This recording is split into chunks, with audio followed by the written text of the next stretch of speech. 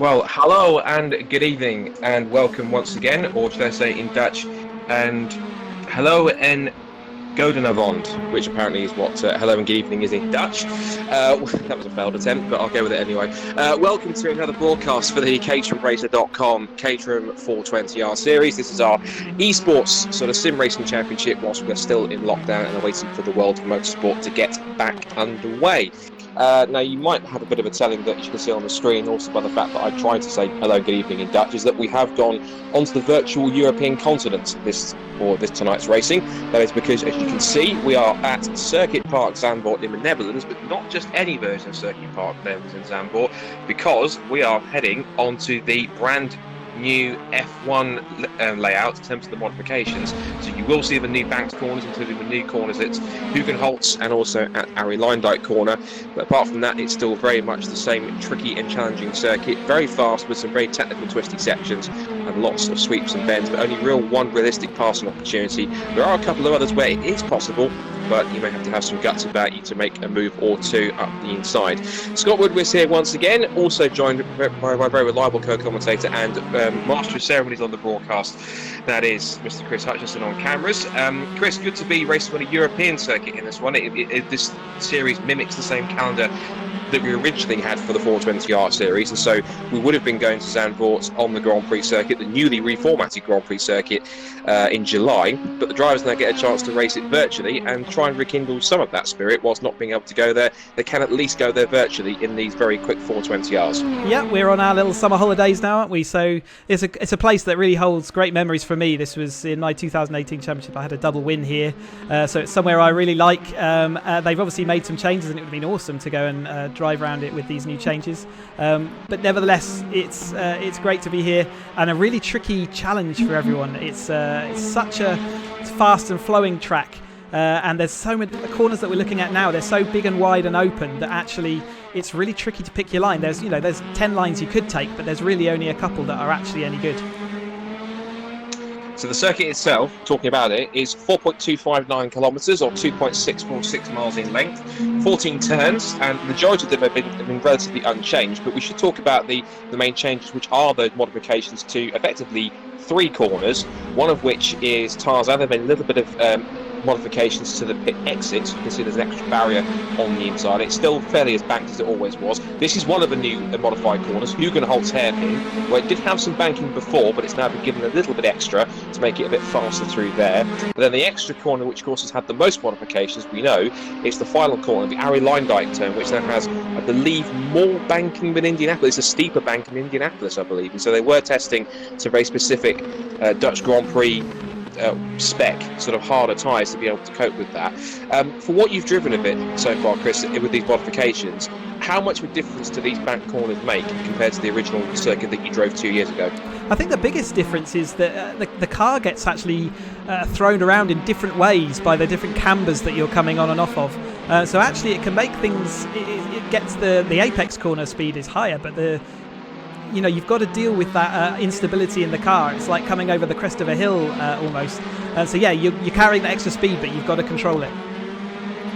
I remember when I was watching, just to carry on from that, I watched the first proper onboard lap that as a lot of people did when Max Verstappen drove around here, and through Hugenholtz hairpin, it did almost look as though he was a bit like a skateboarder kind of goes up and down on a half pipe, in terms of it's kind of a bit of a sort of peaked at one point and then sort of went up and down as if he went towards a peak, which is quite interesting. So there's a few different lines that you can take around there depending. I think in America they call that diamonding the corner, right? So you go up to the barrier and then you come back to make it into a double apex, even though it's a single hairpin. I think you do something similar, don't you, at Druids at Brands Hatch? There's a similar sort of line you can take there, where you can sort of diamond off the corner, where you go straight towards the middle of the corner, square it off to get a faster exit. Am I correct? Yeah, you can do. I mean, Brands Hatch is one of those places, though, when you get to the racer, you are defending the inside at all costs, because as soon as someone goes up your inside, you're in trouble. So yeah, you're normally hugging that curb, but you can do. Certainly for a rapid lap, you can try for it on, say, qualifier. Well, qualifying is coming up. I think before that, we should give a quick recap of where we've been so far on the 420R series. We have had 3 race weekends so far. We can give you a quick rundown of who has done what. So on your screen now, we've got some very fancy new graphics, thanks to Chris. Here showing our previous 3 meetings. So the first meetings that we had at Silverstone International, we saw it was a double win for Harry Senior. He carried that on at the next round at Snetterton, which was our first live broadcast that we had. And then that win streak was broken last time out by Matthew Lewis, who picked up 2 victories. Harry Senior still with 2 second places. Other drivers that have appeared on the podium, you can see we've had Steve McMaster, and of course Chris himself, who did the first round at Silverstone. We've had David Rose taking 5 podiums so far, which is very impressive. Still missing that first victory, but still looking very strong indeed. Steve McMaster's had 3, so about 4 or 5 drivers that have dominated it so far. But we talked about it at the Not Kill, didn't we, Chris? Is that if this was a point scoring championship, Harry Senior would undoubtedly be in the points lead, because 4 victories and 2 second places. That's a near perfect score. Would have been a near perfect all of points. He's shown he has got a chink in his armour, but it's not really a very big one, is it? It's not a fatal weakness, that's for sure. So yeah, if you're not going to win, getting a second place is definitely the next best thing. And I'm sure he's taken that, and I'm sure he's hungry to go back onto the top step again. I think quite finally, I think in Harry's terms, that Kikoy, I think that's in the win, damaged invitation, I think, because I think what he wants to do is go for a victory. Looking at the end of practice here, we're going into qualifying. Again, you can't really read too much into practice, but for what it's worth, Matthew Lewis is fastest in that session, but only this time by 1/10 of a second, not as much as he was before at Not Kill. Steve McMaster's been looking particularly strong all week on the server. He's 3rd fastest. We have got a few new drivers here tonight, thankfully, one of which is Guy Crawford.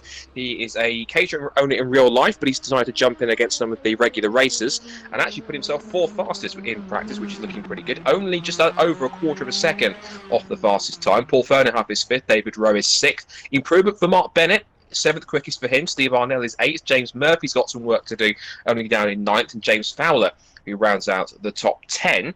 Going into the top 20, we've got Blair McConaughey. He's one of our other new faces. He was the man that spent 2019 going back and forth with Tom Willis, who's been a regular in these races in the white group in the Caterham Academy. Came out 2nd, but picked up a couple of wins. Chris Skillicorn, 12th quickest, Andy Steele. Then we've got another international driver in the field. We welcome Dominique Berger, who hasn't raced yet, but he is due at least this season to compete in this year's Academy Championship. So hopefully we'll get to see him cross over from Europe into UK if border restrictions, etc., allow him to do so, and hopefully we'll get him on track.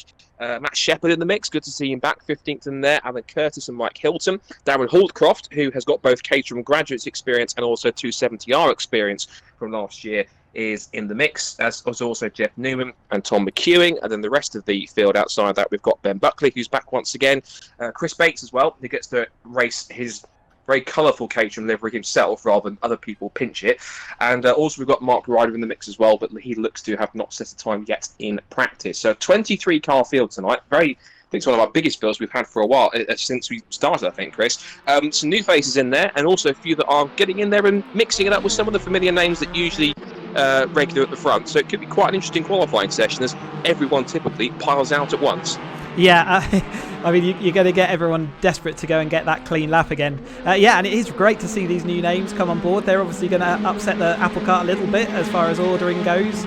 Interesting story. You mentioned that Mark Bennett was higher up the grid order. Now, it turns out that he had been running with a throttle that was 10% shut off. So he suddenly found that and has now found some extra speed. So a good news story there, and it looks like he's actually maximised that in practice. So see whether he can convert that into the race. That's quite handy when you've... it must have taken him quite aback when he realised he was racing with only 90% throttle. I think he must have thought, why have I put less power on the straights when everyone else is just blasting past me? But thankfully he's managed to fix that one, which is looking pretty good. And for those who know Mark Bennett before he did Caterham, I know before when he used to race quite nicely turned out Honda S2000 at the Honda VTEC Challenge, which used to be a BRSCC series, and used to be going back and forth with a Honda Integra Type R that was of Rob Birkinshaw, which was quite quick. This is Caterham, it's not Honda's, so we'll go back to there. There is Mark Bennett, in fact, so he's on his out lap. This is a circuit, as we talked about, Chris, where it has got its narrow sections, but its wide sections as well. We know that getting caught in traffic and avoiding that is always crucial. Do you think, with the nature of Zandvoort, with its different sort of widths at different points of the circuit, do you think that's going to be a bit more crucial here at a circuit like that? I mean, it's really tricky to follow cars or try and make any move through the narrow bits. So all the way through going through the dunes on the way out to the sort of distant part of the track is so narrow that if you try and go side by side there, you're going to come a cropper. Really, it's so difficult even to drive it single file. And then when you get to the wide open corners, obviously the fastest one is to take that wide line and sweep into the apex. But again, you might have someone diving up your inside, so it introduces some interesting dynamics, that's for sure, into the mix. I think those dynamics hopefully are going to start playing out not only in this qualifying session but between both of our 15-minute races. Cars are coming across the line just to start their hot laps. There is the man I always like to nickname Superman, James Murphy, and here is the onboard shot as we go through the roller coaster, through the Hunsrück right-hander, and then through the Rob Schlotermaker S's through the left and the right, and then Steiblack, which is how Will Buxton says it. So if I pronounce that wrong and you don't agree with that, well, you can blame Will Buxton for that, because that's how he pronounced it on the track guide of the history of the Dutch Grand Prix, so that's how I'm going with it.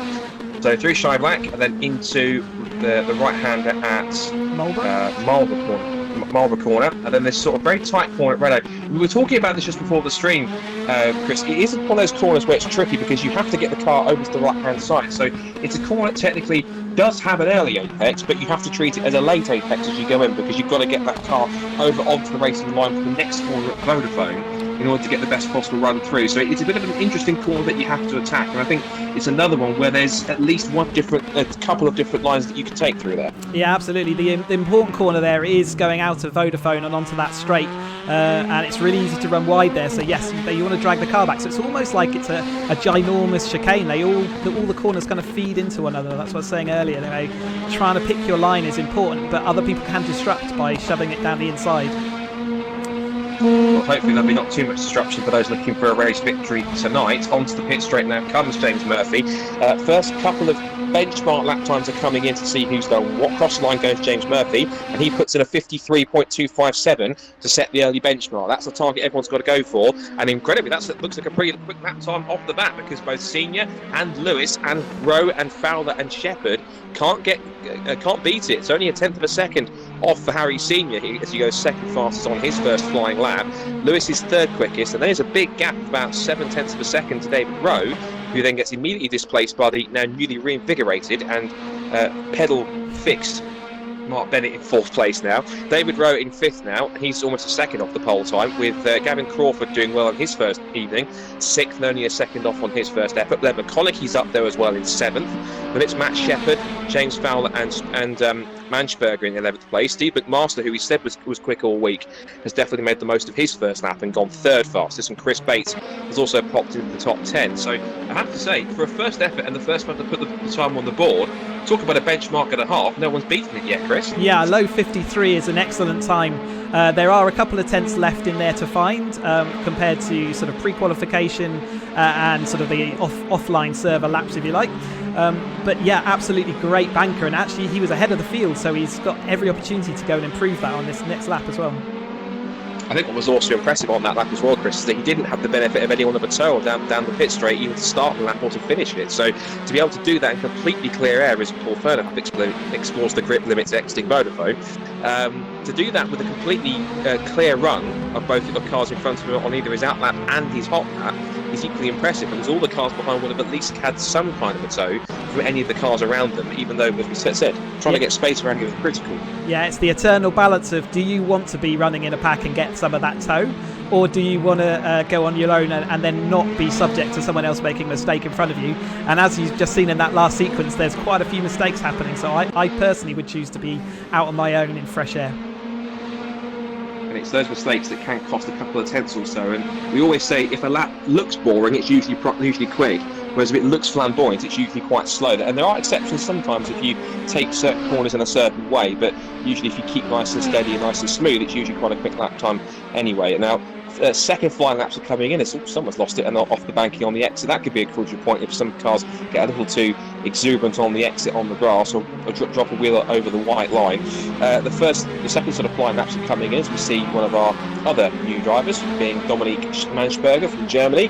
Good from him so far. Pat's currently sat in, where's he gone? Ninth quickest actually, or he was, until Chris Bates pops in and goes to 8th fastest. So on that second run of lap times, it's closed up a bit more in the top four. Murphy's initial lap time still stands as provisional pole position with 3.25 minutes just over still to go. So Murphy on provisional pole at exactly a tenth ahead of Harry Senior.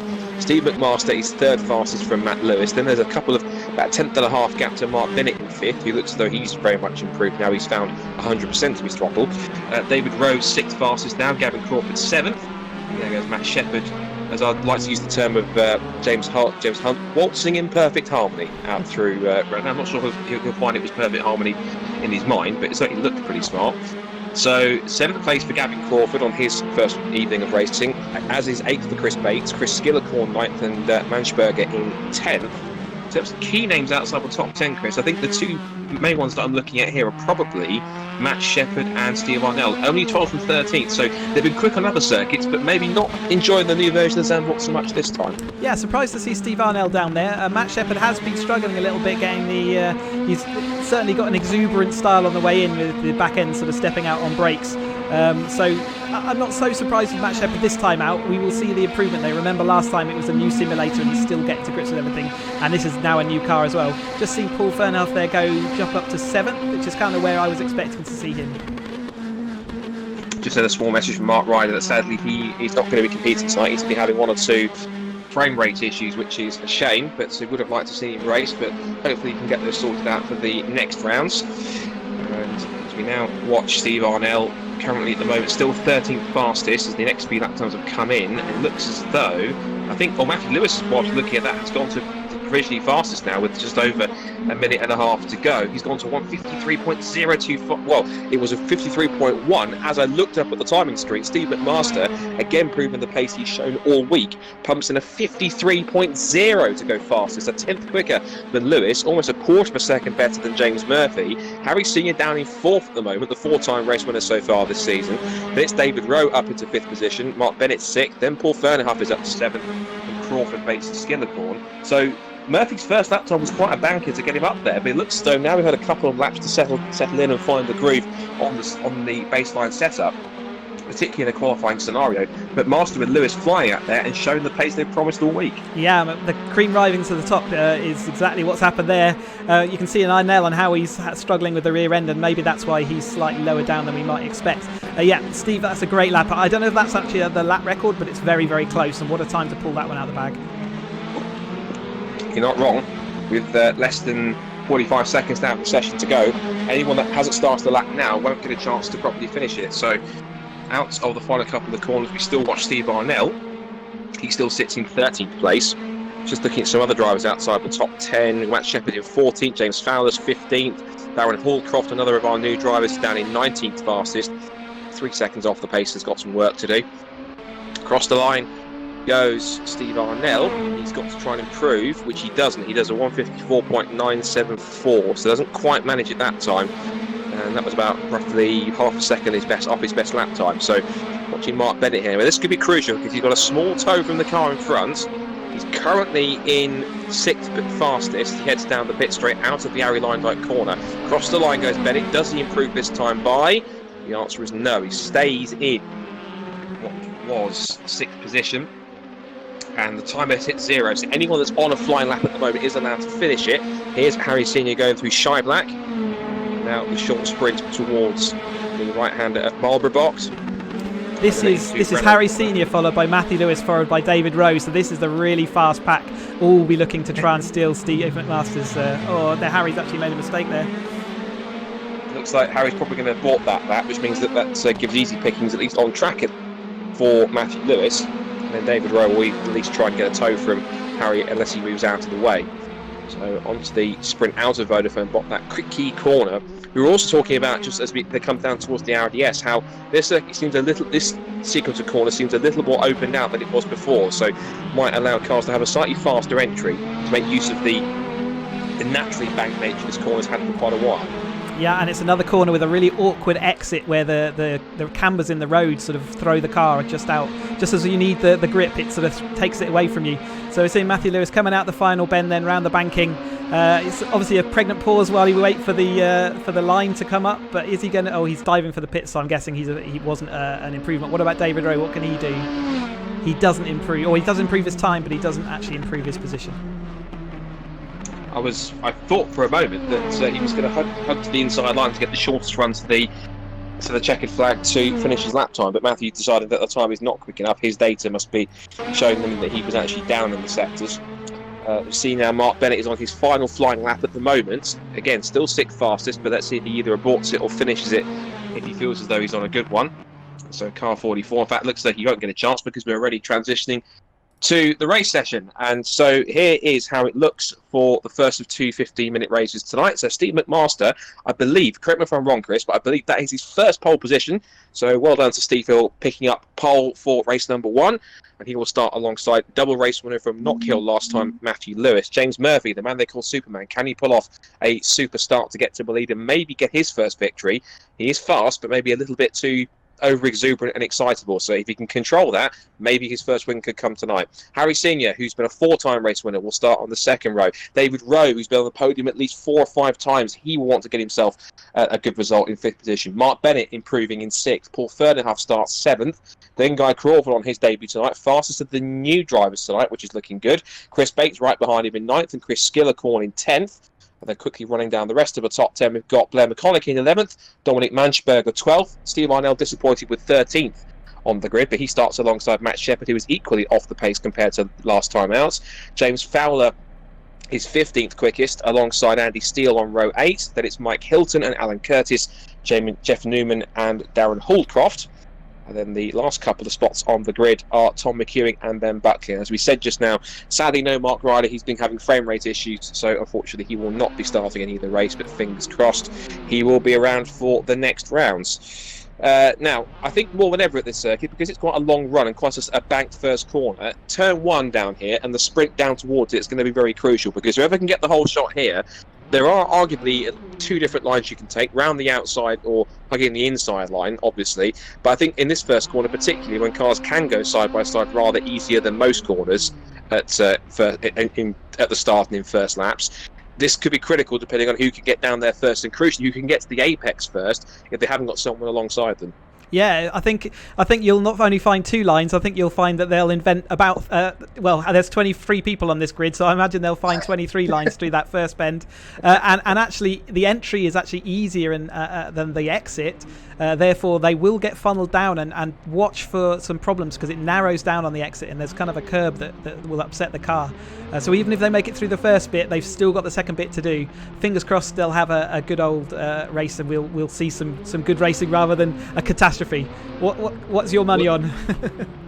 Oh, it's interesting. Well, I think truthfully, I think if anyone from the top 6 is looking very good. I'd love to see Mark Bennett and David Rowe and some of the guys that haven't won a race yet get themselves a strong result. I think it is possible, certainly with the fact that they've done pretty well, but we'll find out exactly who comes out on top in the next 15 minutes. It is McMaster on pole for the first time. Alongside him is Knockhill winner Matthew Lewis. Will it be either of these guys on the top step, or will anyone from the cars behind be able to challenge them? The red lights are on here at Zandvoort for the first race of the 420R series, and they're underway, and a lightning start from David Rowe from the third row. He's between the middle of the second row men, up the third already, and in the slipstream of Matthew Lewis, but it is side by side for the lead. It is on the right hand side, McMaster from pole. He gives up the lead into turn 1, and it is going to be Matthew Lewis who leads the way. McMaster trying to hold on for second place, but David Rowe has gone with him on the exit of Tarzan. Now onto the run towards Gerlach. This is where it starts to bottleneck a little bit more. Into the right hander, McMaster switches to second, around the outside before the complex at Hugenholz gets Harry Senior. He then gets bumped in the rear by, looks like, James Murphy. He nudges him aside into 4th place, out to Hugenholz, onto Hunsrück, and in towards the Rob Schlossmaker Esses, and then Scheiblack. So Lewis leads the way, McMaster in second place, Rowe in third, but he's got now going side by side with his team boss James Murphy dips up the inside into Scheiblack. There's a little bit of wheel rubbing, but into third place, and the downhill right-hander he goes. So a very frantic start, but what a lightning getaway that was originally, Chris, from David Rowe. He really did get the clutch on the optimum bite point, shot into as high as second place, and so far so good. It seems as though they've relatively got through clean, apart from I think Steve Arnell, who's down in about 20th place. Was it a lightning start, or was it a bit too lightning? I wouldn't be surprised if we see Dave having to go into the pit lane to serve a drive-through on that one. It definitely looked like he moved ahead of everyone, so either he has found the reactions of a cat, or he made a slight error there. We'll see in probably the next few corners. Well, let's see if he does dip into the pits or not. Either way, he has lost another position, because into 4th position has gone Harry Senior, but Senior runs wide, and so does, looks like, Mark Bennett in the mix. And Mark Bennett, I think, went way too deep.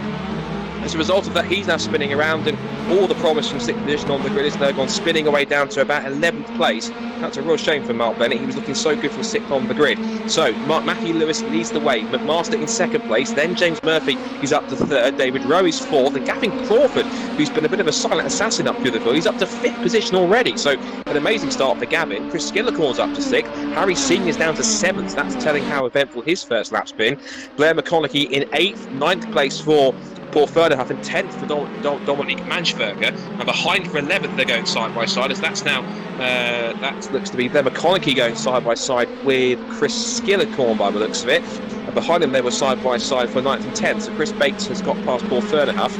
As for other drivers, Dominique Berger has gone down to 12th place, and he's now lost out behind James Fowler. Mark Bennett's down to 13th, and the rest of the field goes pouring through. Ben Buckley's down to 17th as well. So McMaster already, it seems, though, at the front of the field is already on the rear end of Matthew Lewis from the lead as they come through Schlotermaker and up towards Scheiblack for the second time.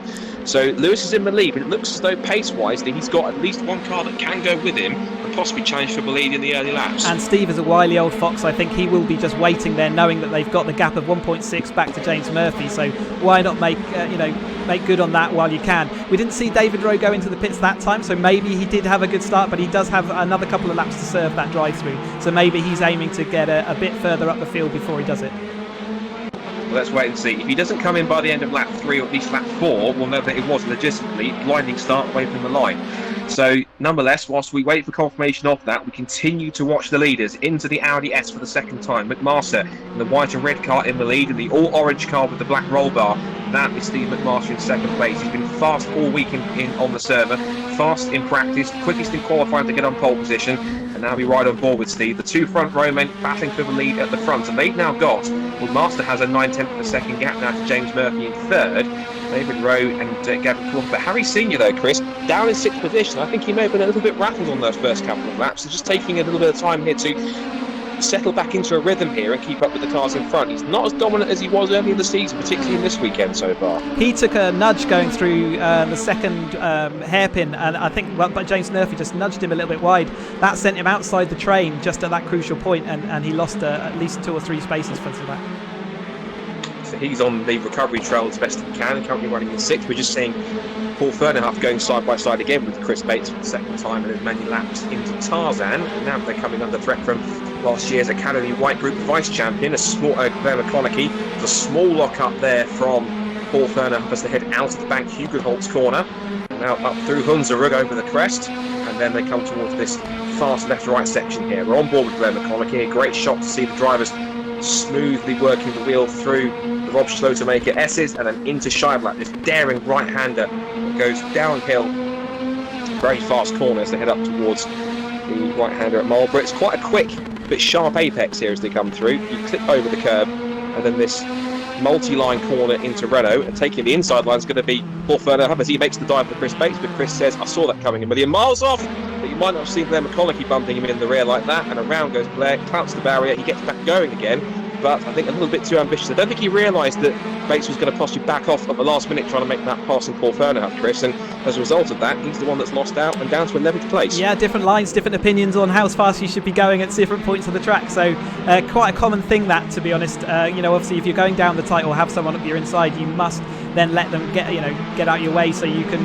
then take your line back again, and I think it just took Blair a little bit by surprise. We've already passed a 3rd race distance, so Blair's got some opportunity here to try and close back up on James Fowler. He's less than a second away. Speaking of less than a second, this is less than half a second between the top two. Across the line, and McMaster was about a 1/10.5 quicker on that lap, so McMaster is quicker than Lewis at the moment. They head into Tarzan and closes up as they brake for the right-hander. This long first corner, and on the exit using all the runoff area over the curb. And then 3rd place for James Murphy, 4th now for Harry Senior. He's got past Gavin Crawford for Skillicorn. And as for David Rowe, I think you're absolutely right. I think it was the drive-through penalty or a false start for David Rowe.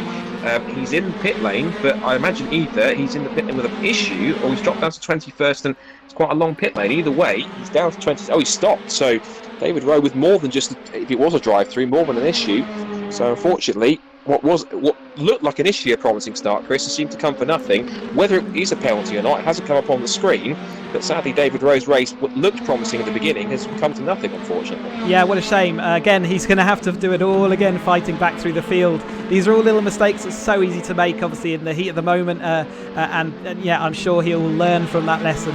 You really want to get a good start here. You get that opportunity into turn one. I think we're seeing Steve McMaster now, because he's got that little bit of comfort gap behind him to James Murphy. He is now starting to put the hammer down and really starting to pressure Matthew Lewis. And whether Matthew Lewis can put up with this pressure, we're about to find out. Well, this is the kind of pressure, Chris, which he didn't have to put up with too much when he was leading Harry Senior. It's a different ball game here. He's having to play with Steve McMaster, who's giving quite a lot of pressure. James Murphy's not too far away in third place. He's 1.7 seconds away from second place, so he's trying to close that gap down as much as possible.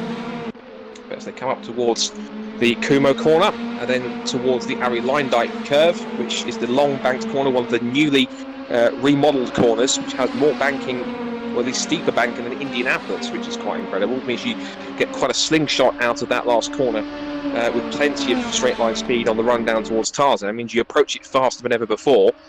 And now, once again, at the end of another lap, and last time by, it was Lewis that was quicker than a couple of tenths, and that might help him as well. As Moss locks the inside line, and round goes leader Matthew Lewis. Now Matthew Lewis with a completely unconnected spin. He's in the middle of the road and has dropped down to at least 6th position. So drama for Matthew Lewis, who spins away the lead at Tarzan corner. But now when it's done immediately, Chris, not only is it given a Steve McMaster the lead, but the hold up that McMaster had has brought James Murphy into play here. So drama at turn one, and Matthew Lewis spinning all of his own accord. I think he clipped the end of the pit wall, and there was a bit of particularly sharp bit that dug into his car and just absolutely speared him. But yeah, that was quite a shock to me. He just absolutely spun it, and lucky not to get completely collected. I think a couple of people did tap him, but he's still in the race, but obviously now in a much diminished 6th place. And incredibly, ironically, look who he's ahead of, Harry Senior. So Lewis and Senior, the two drivers who have won a race so far this season, hitting strife in 6th and 7th place, but it now opens up the opportunity for a brand new race winner with just over 6 minutes to go. And at the moment, it seems as though it could be McMaster and James Murphy. We should also talk about two cars that have sailed up through the order rather quietly whilst we've been looking at that. Gavin Crawford up in third place in what is his first evening racing tonight. Up into P3, very impressive stuff for Gavin, keeping a very low profile but holding on to that position. Chris Skillicorn's up to 4th place. We know he's fairly decent, but up into 4th for him. Paul Fernerhup is now 5th, and as we say, you have to mention Matthew Lewis. Now Harry Senior, meanwhile, though, what's happened to Harry Senior? He's down in 15th place. He maybe had a mistake, or dare I say, has he hit strife trying to get past Matthew Lewis? Either way, Harry Senior is outside the top 10, down to 15th place. Yeah, he's on the back of Newman. Not going well for Harry this time out. He's certainly been involved in a few scraps, and like you say, the suspicious was that there were two cars going quickly around them, so maybe he came off worse in a move there. He's now trying to get past Jeff Newman, so he hasn't got that much time to get back into the top 10 at least. He's got just under 5.5 minutes to go as he's on the tail of 14th place through Kumo corner. Lead gap on keeping on. Oh, and that's quite an easy pass actually, because Jeff Newman almost handed that to him on a silver plate, saying, I'll just run wide and after you, Harry. So through goes the number 28 onto the pit straight. What could have been a potential top 6 finish has now been diminished down to a possible run just outside the top 10. Someone locking up into Tarzan in front as well. So the next target for Harry Senior, if he can get through, is 4th. Just behind him, look at that, there's a great 3-car scrap going on behind him. That's Mike Hilton, Jeff Newman and Steve Arnell. A bit of a lock up there, these three having a bit of a tussle over the final top 15 spots. So currently Mike Hilton has it, but I'm sure that Steve Arnell and Jeff Newman, who's recovering after his little excursion exiting Kumo corner, will certainly want to claim it back himself. It's really difficult to know where to look next, isn't it, Scott? There's battles going on all over the place. It shows that the field is really good. It's difficult to go alongside there, Steve. I think it was wise to pull out of that. But yeah, battles going on all the way down the field, and everyone having, I'm sure, their stories to tell at the end of it. That was the gutsy attempt from Steve. I'll give him that, because you can't normally pass side by side into Schlossemaker heading up to Shire Black. Also another move happening there, just a couple of corners up. I think that was Andy Steele trying to get past David Holcroft. That was for 12th place. Small check-in on the run at the lead. It's now a second almost between McMaster and Murphy. So McMaster seems to have this race currently under control, and the initial attack from Superman doesn't appear to have borne fruit just yet, but he's still got 3 3/4 minutes to go, so maybe there might be an opportunity, if the race plays out the way he wants it to get through. Now here's Matthew Lewis recovering after his spin. He's got past Chris Bates, So he's down to 5th position. His next target's going to be Chris Skillicorn and the car ahead of him. So maybe 4th position could be something that's salvageable. I don't think he'll get 3rd, because 3rd is Gavin Crawford, who is about roughly 3.5, 4 seconds up the road. He's just heading into Tarzan Corner now. There's a battle behind her. That's Chris Bates, I think, under threat from James Fowler. Fowler trying to have a look up the inside line for 6th position. Fowler runs a little bit wide and tries to get the undercut on the exit, but Chris Bates in the BMW art car livery. It's very similar to the M3 which they ran at Le Mans a few years ago, which was black with this multicoloured streaks on the top of the car. So he's now heading into the Hugenholtz hairpin. Nice tight on the apex through the curb and all the way out. It's just a little wide as he goes over Hunzerug. So now we're into the last few moments of the race, Chris, the last 2 3/4 minutes. As you say, there's quite a few sort of battles pairing off, groups of 2 and 3 in their own little private scraps. But at the moment, I think it looks like, touch wood, McMaster is at the moment on course for his first race victory and the first winner other than Lewis and Senior. But of course, Murphy's still only a second away, so anything can happen, and it usually does in Caterham racing and around a circuit like Zandvoort. Yeah, I mean, if you're placing bets, you would say that he's got it sound. He's pulling away gently each lap from James Murphy. Seems to have that speed. James did put him under pressure for a few corners, which again meant that it was anyone's game at that point. But I think he has relatively had this under control since even though he was in second place. It just felt like he had that under control. He's got to keep it under control for another 2 minutes to get the job done. Quick run through the top 10. There's been a couple of changes because Mark Bennett's dropped 2 spots by the looks of it. He was 8th, now he's dropped to 10th, so he's now dropped behind Blair McConaughey and Paul Fernerhuff. So I think Gavin Crawford's going to get the title of best of the, I want to call them rookies, because it is their first race tonight. 3rd place for him. Excellent job for Gavin, who isn't normally a Caterham racer. He owns and drives a Caterham, but doesn't actually race them. But he has been practicing with the guys on the server, and he has certainly been getting pretty quick. And it's only been 4 seconds away from the lead battle. It's really impressive. So there's Gavin, 3rd place. Nice gap to the car behind him and to the cars in front. I like to call it no man's land, because he's not got any cars ahead of him that he can challenge yet, but at the same time not that much of a challenge behind. He's got sort of 3 seconds back and 4 seconds in front, so just keeping his own race. All he's got to do is keep it on the road for the next sort of, I guess another lap and a half, and he can get this done. Matthew Lewis, meanwhile, in 4th position. Let's see how much he's going quickly, but whether he's quick enough to start closing in on 3rd place remains to be seen. He has got it down to less than 3 seconds. He's pulled away from Chris Skillicorn, who himself should be pleased with 5th. It's Chris Bates in his first race in 6th position. 7th for James Fowler. Also debutant and Blair McConaughey in 8th, and Paul Fernerhuff in 9th. And Mark Bennett, who qualified well in 6th position, would have hoped for a bit more with his now fixed pedals, but down in 10th position after 1 or 2 mistakes early on. So Mike Hilton here is enjoying his own private battle with Steve Arnell, both of which Steve and Mike have got past Jeff Newman. So as we head into the last 30 seconds, Chris, it's been a rather eventful race for many cases, but with a gap of about 2 seconds at the moment, it seems as though that Steve McMaster has this race pretty much under control where he needs it to be. I think we should be on the final lap now with about 15 seconds to go, and it looks as though we're heading for winner number 3. And I think after he's tried so hard in the previous rounds, I think certainly this is going to be a win that is all too deserved. Yeah, it took all the 15 minutes to get everyone to spread out a little bit and give us a little bit of a relax. But what a great race! And Steve, looked like he had that in control from start to finish, and really sort of coming good on the promise of the practice. There's a saying that goes, if you're there, unless you're there on the last one, all the other laps count for nothing. He's there on the last lap, and he's going to make it count. Steve McMaster wins his first caterhamracer.com 420R series race here at Zandvoort. He is the 3rd different winner this season, 2nd for James Murphy, and what a podium, 3rd place for Gavin Crawford. Matthew Lewis salvages 4th after what could have been a better race after spinning away from the lead. 5th goes to Chris Skillicorn, 6th for Chris Bates, 7th for James Fowler, 8th for Blair McConaughey on his debut. Good to see him up there getting a top 10 finish. 9th for Paul Fernerhuff and 10th for Mark Bennett. He could have wished for a little bit more as a result. 11th for Harry Senior.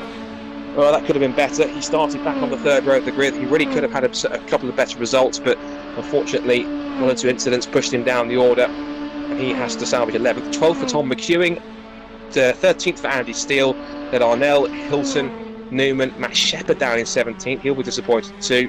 Then it's also Darren Holdcroft and also Dominique Berger in 19th place. And he was running pretty high in the top 10 at one point until he had 1 or 2 issues. And then it's Alan Curtis and Ben Buckley, and we lost David Rowe from that race early on, despite him getting a very quick start. Chris thinks suspiciously good start, but I guess we'll have to probably find out if we speak to David afterwards. So waiting for the second race to get underway. Small little break before we get them underway. And there's confirmation of the result then. So brilliant win from Steve Chris. James with a well-earned second place. And I have to say, I'm sure the happiest guy on the top three has to be Guy Crawford, because he turns up for his first race. He's not normally a Caterham racer.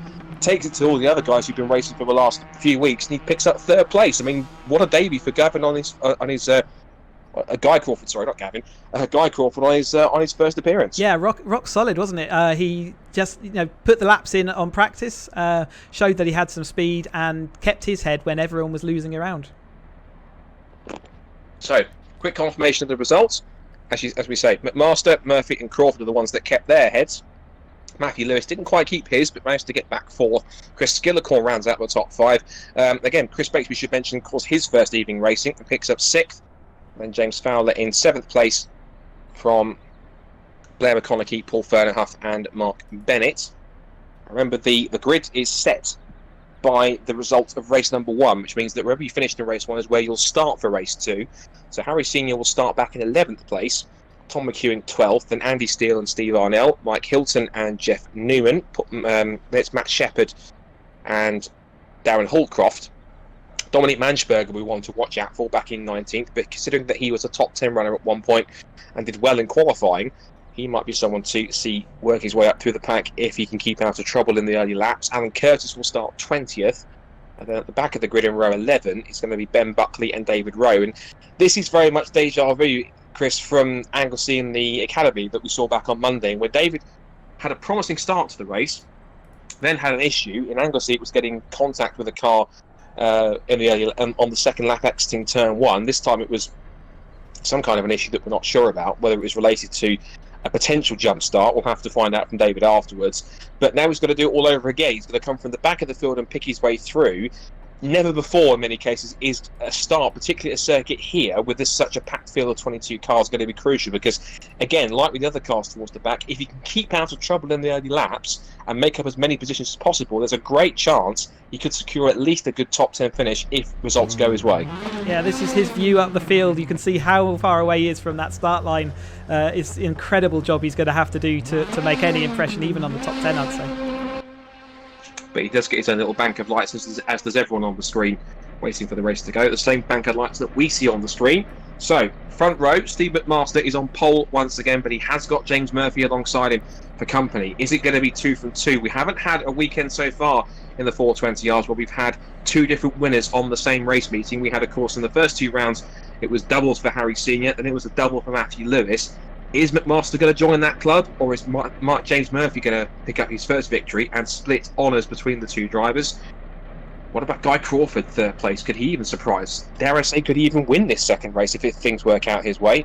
I'm sure the likes of Matthew Lewis will certainly have something to say about that, as will Chris Skillicorn and Chris Bates. Also watch for Harry Senior. He'll be back down around 11th, 12th, 13th place on the grid. And David Rowe, of course, from the back in 22nd.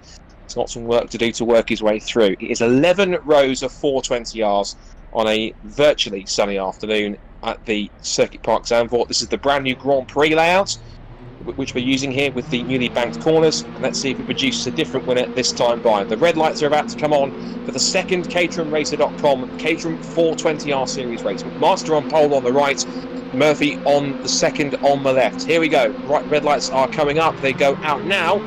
It's a pretty clean start from everyone so far as they head down towards turn one. No one's really diving for position yet. They're all very equal off the line. And they head 2 by 2 down towards Tarzan for the first time. And look at Matthew Lewis in the white Caterham trying to split the leaders into turn one. He's got past Guy Crawford. Into Tarzan corner they go. It's side by side for the leader. Murphy gets through, but he's going to have to be careful on the inside line because here comes Matthew Lewis. It is 3 abreast up towards the right-hander at Gerlach. It is McMaster backing out. Lewis slots in the second place, but Murphy has the lead into Hugenholtz for the first time. Lewis takes the wider line through the left-hander over the banking. That allows McMaster back up the inside, but he gets the better run. Better momentum off the corner through Hunsrück, and they're now going side by side again.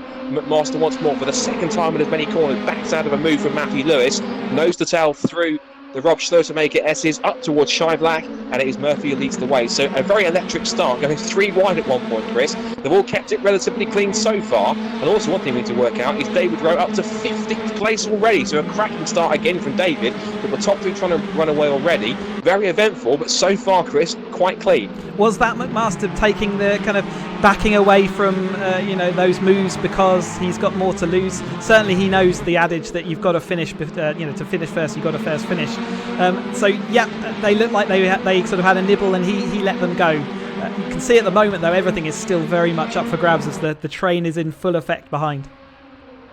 So Murphy brings them down towards the Audi S for the first time. As for keeping up with David Rowe, he's up to 13th place. He's picked up 2 more spots in the order. There's James Fowler having a scrap with Harry Senior, who's also making up ground, and he's making almost a little bit of contact there with James Fowler, but he just about gets away with it. It's Mark Bennett also recovering well in 10th position. David Rowe 13th there, is diving back up through the inside, goes Fowler.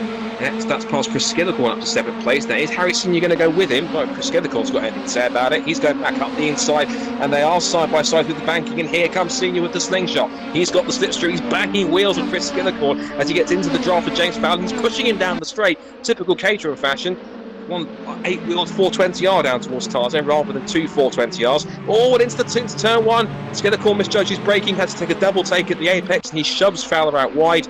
Almost a little bit of contact there with Fowler as he tried to rejoin. That was Tom McEwing in 12th position, and David Rowe will be in that pack as well in 13th.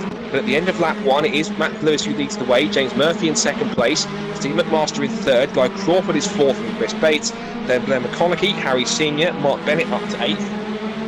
Chris Skillicorn and Paul Ferdinand round out the top 10, and already you can see McMaster right on the tail of Murphy. It's roles reversed this time.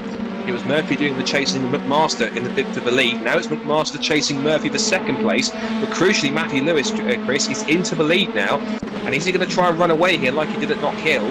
And particularly take advantage of these two behind for 2nd, scrapping over 2nd place. Yeah, McMaster's got that move done up the inside of James, and he didn't actually lose too much because James made a mistake. Although we're into this really wide bit of track, can McMaster still hold on, or is James going to sweep back round the outside? It's really tough for them both to keep this and not give the gap to Lewis. So Lewis is now going to be trying to pull away as quick as he can so that he can give himself the, something that's going to be tough to pull back with in the closing stage of this race. I tell you what, Murphy was really brave on the outside line to hold on through Vodafone box, and he's got it over the curbs and back to 2nd place. But I imagine that Matthew Lewis will be looking in his rearview mirror and smiling from ear to ear in his helmet, thinking, you lot just keep on scrapping and I'll run off into the lead. And it's actually working because he's already 1.1 seconds up the road. The question's got to be now, though, can James Murphy use the clear air that he's got to try and pull away from Steve McMaster and close in on Lewis, who continues to lead the way? So Lewis now has about a 1.4 second advantage now, but McMaster's in the tow. Meanwhile, there's Chris Bates getting quite a slingshot away from Harry Limelight corner. He's now challenging for what is now 5th position, with Blair McConaughey in the white car with the black nose to his outside line. They head into Tarzan at the start of lap 3. Blair McConaughey can't get the undercut because Chris Bates has the car nicely positioned on the exit, so this is looking good. And what's also not good for James Murphy is that he cannot shake Steve McMaster because he was right underneath his roll bar into Hugenholt's hairpin. They head up through the left-hander again. And Guy Crawford's another one, Chris. We said to watch out for him, and he got 3rd place in race 1 by just keeping out of trouble. He's keeping these two in check as now they go side by side through Road Slowtermaker. That's a brave move from McMaster, and he gets Murphy all over the curbs, looks round the outside line. McMaster's on the grass. He has to be careful to get back on the road without spinning, which he does. But Guy Crawford watching this thinking, if you two keep coming together, I could be in for 2nd place here. Yeah, he'd be looking forward to picking out the pieces of this battle. That shows how difficult it is to go side by side. They did very well not to make any contact or have an accident out of that. But yeah, Guy's definitely looking now to sort of get his nose stuffed in there and really try and disrupt. I don't want to try and call it too early, but we're only lap 3 into the 2nd race, but it's already becoming one of the best races of the series so far. It's only because of all these electric 2.5 laps that we've had so far. As for Matthew Lewis, he's just checking out, saying, see you boys. He's up the road by 2 seconds now as he heads off into the distance. And I think what they have to realise here is, yes, it's all good fun battling, but as we said before, as Crawford takes a look on the second part of the Audi S to try and have a look at Steve McMaster, these guys have got to try and start working together, because the harder they fight each other, the easier it's going to be for Lewis to start making a break in front. Not only that, but the the cars behind them, which is Bates and Senior and McConaughey and Skillicorn, they're going to start closing in as well. And McMaster trying to make a dive through Harry Lyndike corner is not going to help James Murphy's course as they go on to lap 4. Down towards Tarzan. Here's the view from Steve McMaster, taking a little peek out into Murphy's mirrors, but can't quite get through this time. Gets a better run, hopefully, through Tarzan. Careful not to clip the wall, which we believe might have been the cause of Matthew Lewis's spin in the first race that spun him out of the lead. I think he might have learned his lesson this time, because he's certainly keeping it clean on the road so far. But this is effectively the view that the Steve McMaster has, is chasing after that black and orange Caterham of James Murphy. Out of Hugenholtz, over the crest of Bunserug, now towards Rob Schlotermaker Essen. So you can see he's carrying quite a lot of speed out of most of the corners compared to James, so he's definitely making up time for him on the exits, but he's just got nowhere to use that extra speed at the moment, so he needs to get the extra speed into one of the overtaking opportunities, and it's looking like we might need a mistake from James to make that happen. And we talked about this pre-race as well. This is a circuit where the width of the track does vary in certain places, but he's trying to pick your moments is all key, and Master tried to pick one there going through Renault corner, but couldn't quite get it done. But it might happen this time on the exit of Vodafone. You might give Murphy a bit of a taste of his own medicine. Pass me round the outside of Vodafone, what are you, son? I'll go for that one. Look at Guy Crawford. Guy Crawford, the opportunist up the inside line. Maybe mince my words. Guy Crawford surprisingly trying to attack McMaster here, but immediately goes on the offensive to Murphy down the outside into Audi S. They're side by side into the braking zone, but Murphy just about holds on. There's a little bit of body rubbing, and Crawford's in there as well. Guy Crawford is a surprise that he really is giving the regulars quite a run here. And as we said earlier on, if he carries on applying this pressure, there's no telling he could potentially even get second place as high as that if he keeps his cool. And if these two keep battling at the rate they are, it's entirely possible, because these two will not leave each other alone, and it could end in tears if they're not careful. Yeah, do you attack, do you defend? It's really tricky decisions to make at the moment, and Steve McMaster was right in that sandwich. He really does want to make this move soon, just to get himself out of this melee, and it does look like he's done a good move up the inside there, so he got the exit. Oh, he's locked up slightly, so he has drifted wide. He's let James back through. Can he hold on? This is coming into a narrow section. This is going to get tight. He has made the move stick for now. I wonder if Murphy thought, if we go side by side into this ever-narrowing gap into the right-hander at Gerlach, it's not really going to work out. So he's going to try and sit back here and beat the Bashir once again. So McMaster takes second place in that sequence of corners. The gap is now 2.5 seconds in the lead as Matthew Lewis enjoys all that clean air around him. Just quickly looking away, the closest battle now appears to be Harry Senior and Chris Bates. Crucially though, because Harry Senior has got past Chris Bates. He's now up to 5th position. He's bringing Bates with him. In fact, Bates is having a look up the inside into Shiver. That's a bold move. He can pull it off.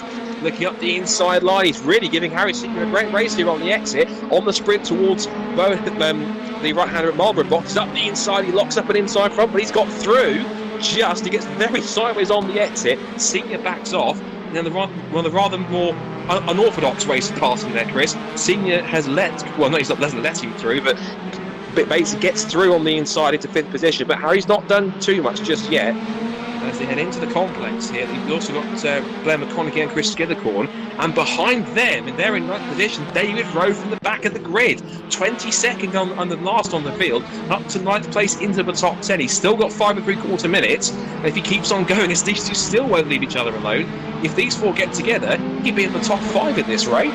Yeah, what a great run through, and clearly, like, you saw all the cars in front of him on the grid before we started, and to think that he's got past all of those up to this battle here, that's an incredible move. Harry now has got the move done on Chris Bates. He took him back into the Audi S's, he gave him a little love tap a little bit before, sort of bit of frustration there, probably a little bit of, again, a disagreement on speed, but it definitely looks like he's made a gap now, especially as Blair's now coming to Chris Bates to try and make the move on the outside of Tarzan. And he's going for it down to Tarzan. Late on the brakes, but will he make the same mistake that McMaster made going too deep? And I think he has. Unlike McMaster, he couldn't quite hold on to it. He's now come under threat now, this time on the inside line from Chris Skillicorn as he slots in behind for 8th position. Senior now has managed to get away from Chris Bates. Oh, there's contact behind. Round goes Chris Bates. I think that might have been contact with Blair McConaughey by the looks of things. We just saw it off camera, so round goes Chris Bates after what could have been a top 5 position had he stayed with Harry Senior. It now gives David Rowe 8th place, could be 7th. He looks to the inside through Schlotermaker S. He's going for it on the inside of Chris Skillicorn. He's got through, or has he? Skillicorn holds firm on the exit of Schlotermaker up towards Scheiblack. Rowe looks again up the inside into the right-hander as they plunge downhill. Crazy sequence of corners, Chris. To all its benefit, it is David Rowe here, but Chris Bates, sadly, was the one that got shoved out on that one. I suspect it may have been contact with Blair McConaughey that caused it. Yeah, it certainly looked like something happened between the two of them, didn't it? It was suspicious there for sure. But you know, it's sad. It was looking like a really good race for Chris, and it was good to see him so far up the field. Now got it all to do again from 12th. We'll see what he can do to try and get himself possibly into the top 10, although he is almost 4 seconds away from Mark Bennett. So, and Mark's not had a great race either. He was hoping for a bit more in this second race, but he's just outside the top 10. He's only 7/10 away from Andy Steele, but hasn't quite been able to push himself a little bit further up the order than he would have liked. Now, what's intriguing at the front is the gap was about 2.5 seconds or so. It's come down by about another second. So Matthew Lewis is only 1.7 seconds ahead of Steve McMaster now, who in turn, as Chris Skillicorn loses it, and that was a free pass for David Rowe. Thank you, Chris. And it puts 7th place. Oh, when he's clipped the banking at Harry Lyndike corner, he's right on the apex. He's going to really have to get out of the way, possibly sit the car into reverse and wait for a clear gap in the traffic to get through.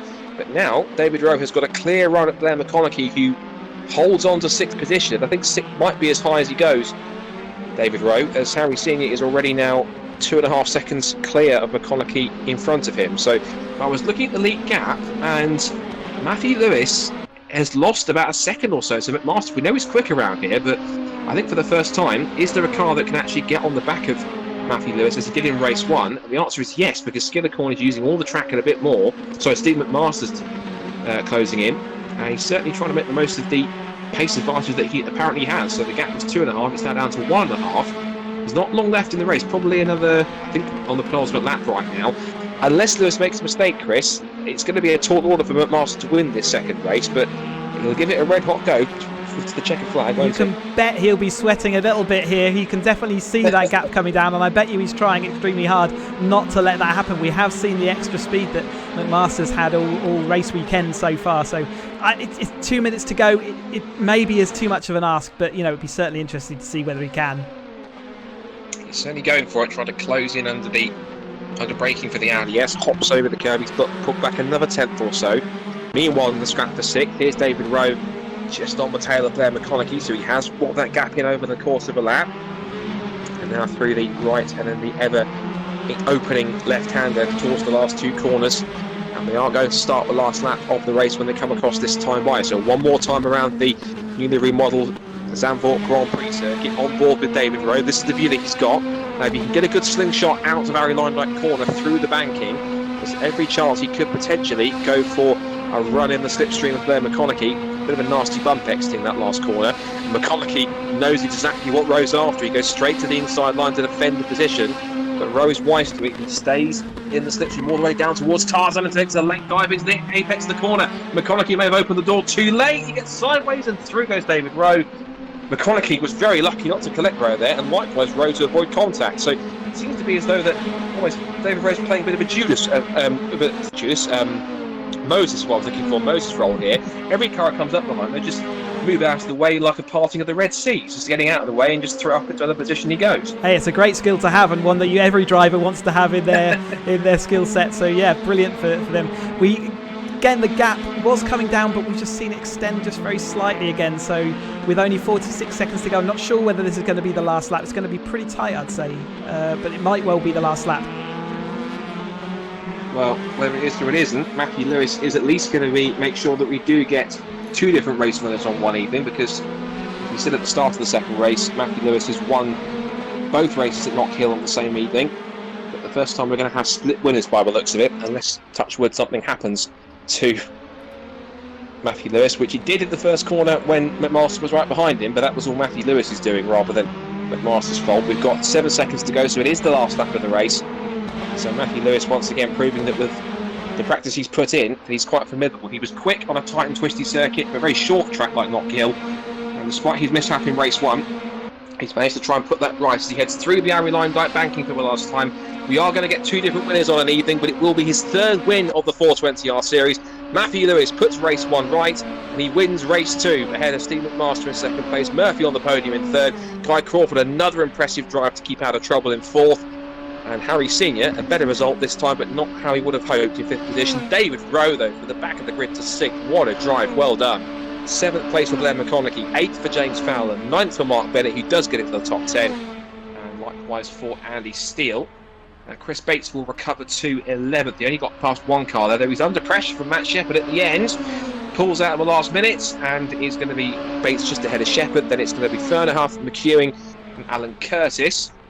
Waiting for Steve Arnell to come past in 16th place on his own. Here he comes. And it's going to be Mike Hilton, Darren Holdcroft together in 17th and 18th place. And then it's Jeff Newman, Chris Skillercorn, and Ben Buckley with the last three finishes. And sadly, we've lost Dominique Manchberger, our German 2020 Academy racer, who did not finish that second race. And he had some potential pace, was as high as the bottom end of the top 10 in race one, and looked pretty good on single lap pace.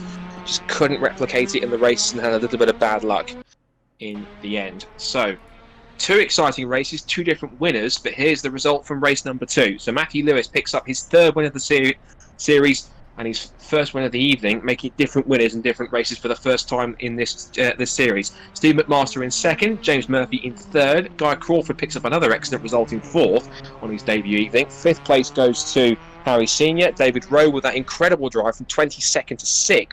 If he'd been a little bit higher, who knows what he could have achieved.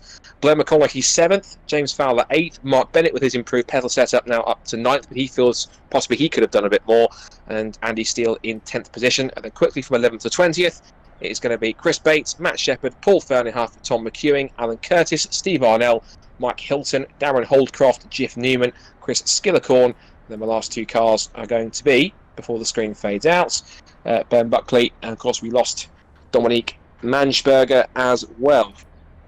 Oof, if we thought race 1 was intense, Chris, that was even more. I think that has to be one of the races of the series so far, particularly in those opening 3 or 4 laps. There was action aplenty. No one could stop Matthew Lewis from picking up his third win of the season, but at least we got 2 different winners on the evening. And we saw the emergence of 1 or 2 new drivers in the mix, so even though it was their first evening, certainly proved they've got some potential to score some strong results as the rest of the series plays out. Yep, definitely putting the cat amongst the pigeons with the top group there, and definitely seen some mistakes from people. Definitely seen some nudges and some incidents, but generally speaking, very, very clean from what is a very difficult track to drive and remain clean. So a great job in general by all the drivers. So thank you for that.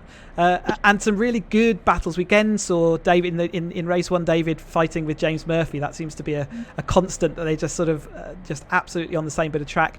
But Steve McMaster, what a great thing after not being really on the pace at Knock Hill here to suddenly come back and really show what he can do in race 1. And but for some battling with James Murphy and maybe an early overtake or two that he let go too easily, I think he again would have been fighting for that lead. Certainly would. I think before we round off, if there's anyone available, I think it's interview time. I think, Chris. Let's see if we've possibly got a Discord server that we can drag in, or at least invade in their server and have a chat to. Who have you got? Who do you think we can pull up here for a chat, do you think? Do you want to speak to David Rowe maybe and see what that was like for him?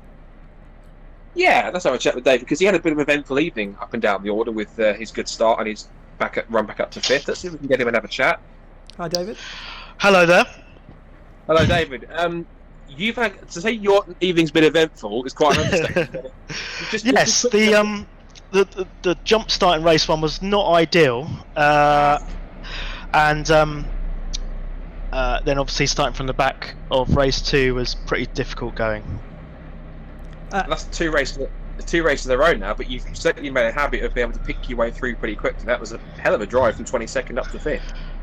Yeah, I was just kind of doing my best avoiding action, and also I suddenly realised I was using the wrong gears in a couple of corners, so I managed to get a fairly good time at the end, but I just a little bit too late, really.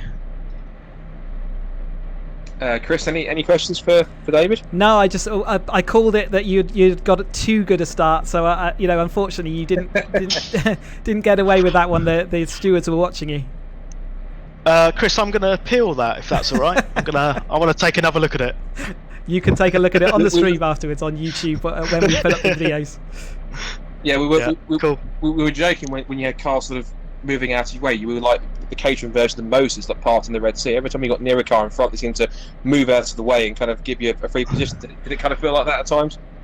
They were spinning out the way, so it was incredible. I don't know, it was like using the force. A little bit. about sort of 3 weekends to go. We've now got next coming up. Probably, is it Thruxton coming up next? I think. Yeah. In the 420s, yep, yes, Thruxton is next. Thruxton.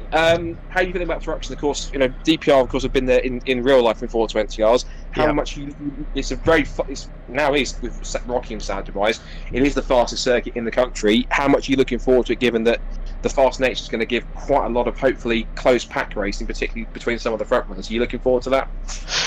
Well, I was really looking forward to this one, and I felt quite confident. I do feel quite confident at Thruxton, but I just don't. I think it's a bad omen being confident. So we'll see how we get on.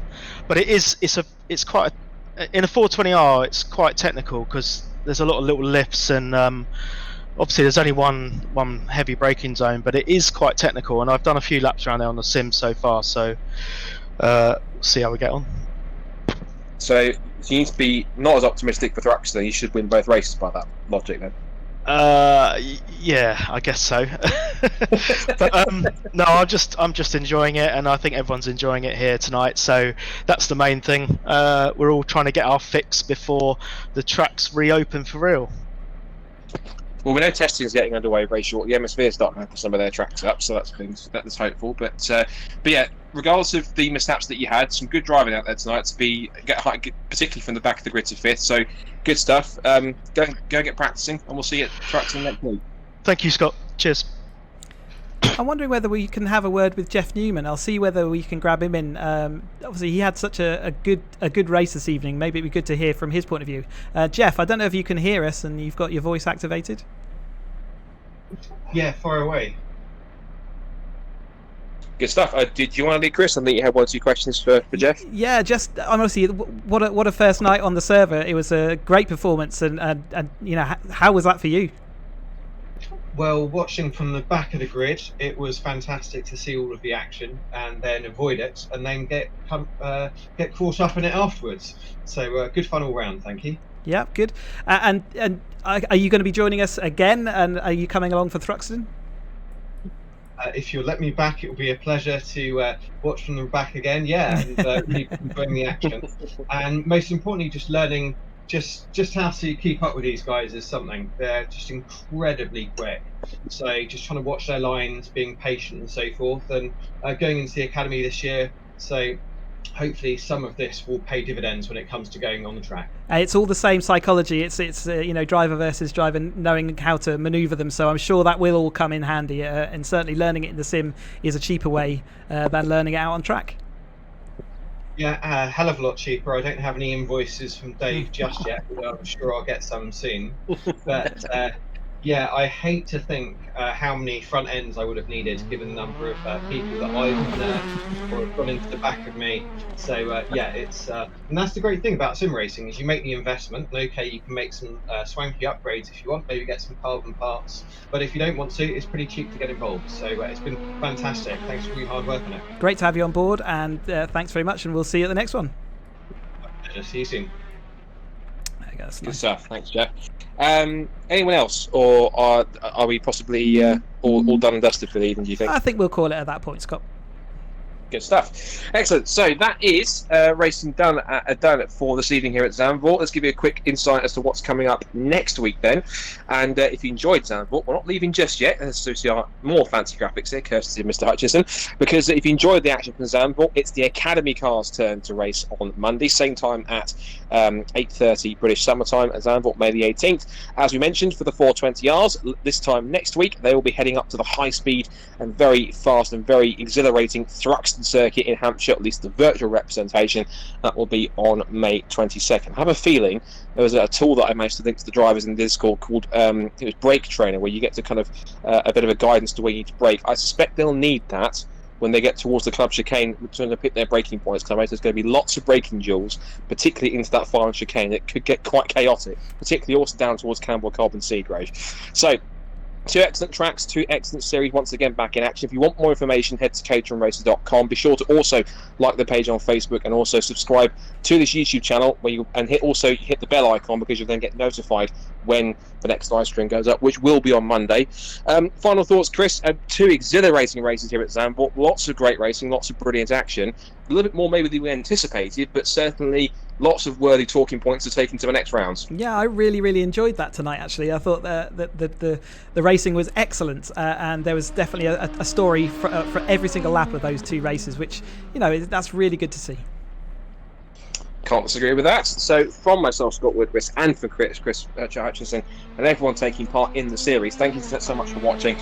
Once this goes up, you'll be able to watch this race in full. I believe also for the drivers that are in the what we call the overspill race, for those who didn't make it into the main race that was broadcast tonight, I believe you've requested someone to save the replay. So hopefully, if we do get that, we can show you what happened in the 2 overspill races where some of the drivers are competing in that. So fingers crossed the racing in there was just as good, and we had some talking points in that as well. So if we do manage to get that, that will appear on the YouTube channel as well. But yeah, from myself, Scott, and Chris, and everyone in the series, thanks for watching, and we will see you back on this channel at 8:30 next Monday for action here at Zandvoort for the Academy cars. Until then, enjoy the rest of your evening and the weekend, and we will see you on Monday. Thanks for watching. Thank you.